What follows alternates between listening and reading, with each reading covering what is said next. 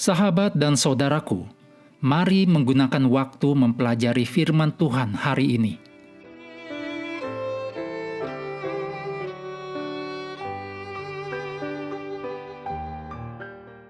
Kamis 20 November, judulnya diubahkan oleh kontemplasi atau merenungkan.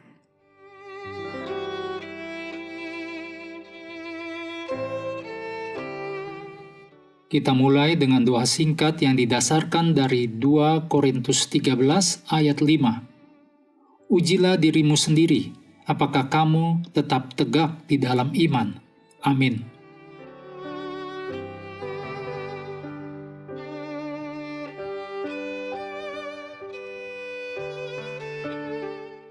Merenungkan teladan hidup para pahlawan iman yang luar biasa sangat penting bagi pertumbuhan rohani kita.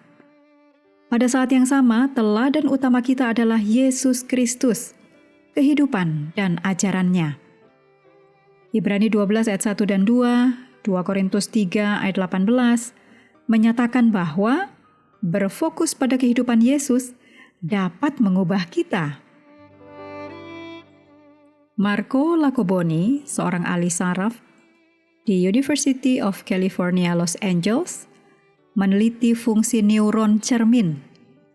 Sirkuit sel kecil ini diaktifkan ketika kita melakukan tindakan tertentu, seperti tertawa atau memeluk seseorang. Dan ketika kita mengamati orang lain melakukan tindakan yang sama. Aktivitas neuron-neuron ini mengurangi perbedaan antara melihat dan melakukan.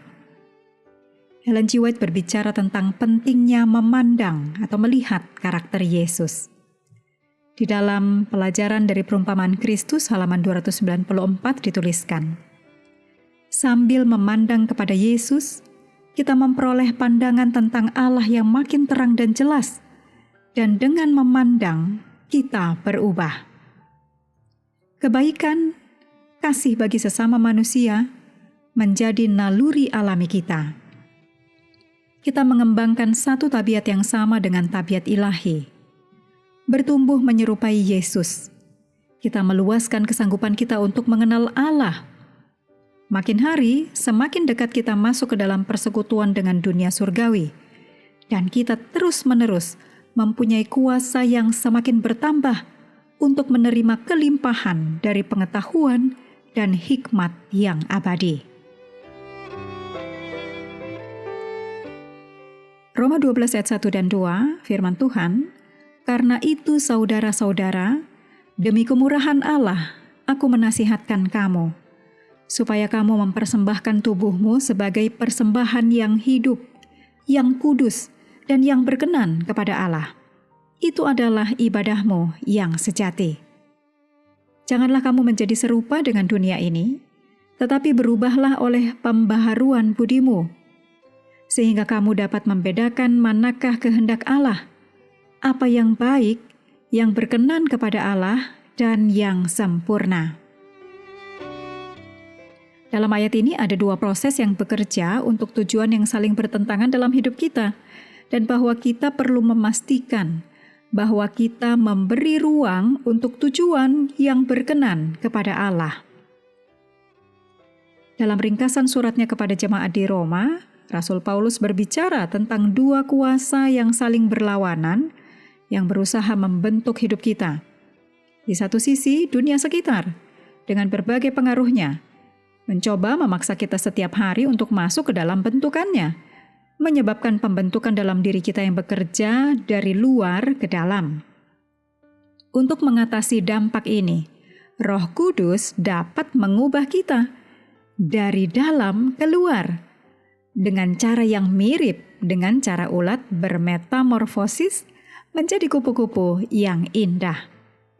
Namun, agar proses itu terjadi, kita perlu menyerahkan diri kita kepada Tuhan dan meminta Tuhan untuk melanjutkan pekerjaan baik yang Tuhan telah mulai di dalam diri kita.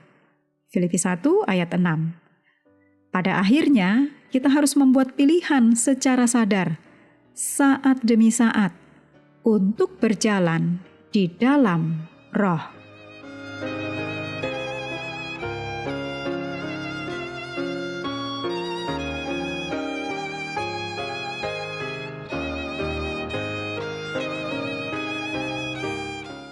Mengakhiri pelajaran hari ini, mari kembali ke ayat inti Ibrani 13 ayat 7.